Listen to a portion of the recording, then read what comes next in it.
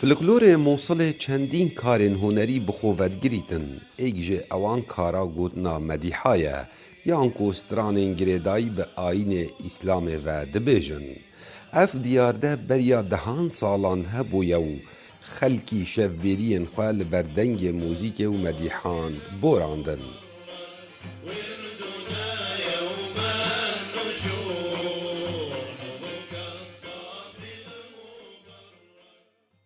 تیپا عثمان الموصلی نها افکار زیندی کریو هر شف لجهه که گشتی او دست بستران آینی دکنو خلق گهدار دبن مدیحو زیندی کرنا اوی کلتوری بوی جه دلخوشیا گهداران جبرکو یادگارین بابکالکن وان تهنه برجاف.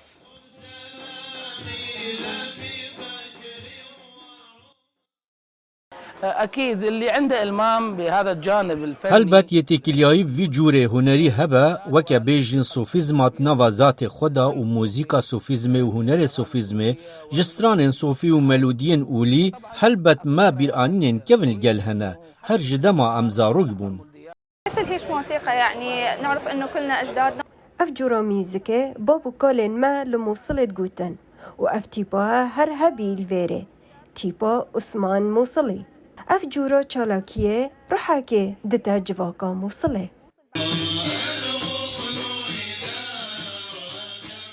تیپا عثمان الموصلی او بتنه گرنگی بستران آینی ددنو مدحا پیغمبر دین اسلام دکن.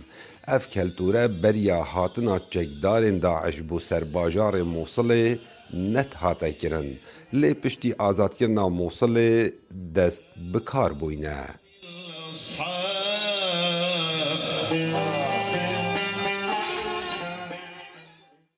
والله بفضل الله يعني الإقبال كلش جيد. با نهیا خوده خلکی که زور بشتار دبه و خلک پیو هاتیه گریدان جبرکو او هنره ناسناما موسیلیه.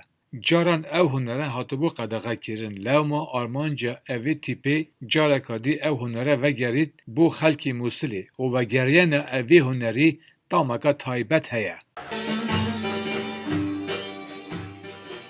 لی نواراستا چرخ بیسته تیپا عثمان الموصلی هاتبو دامزراندنو اوی دمی اف آلات موزیک بکار نت هاتنو لی دسپیکا سال هشته دا اف تیپا هات بو داخستنو لی سالا 2017 دا تازه تیپا عثمان الموصلی زیندی بویو لی برنگه که جواز جبرکو آلات موزیک بکار اینانو گلک مدیحان آواز لسردانان. کاوە عمر دەنگی ئەمریکا مووسڵ.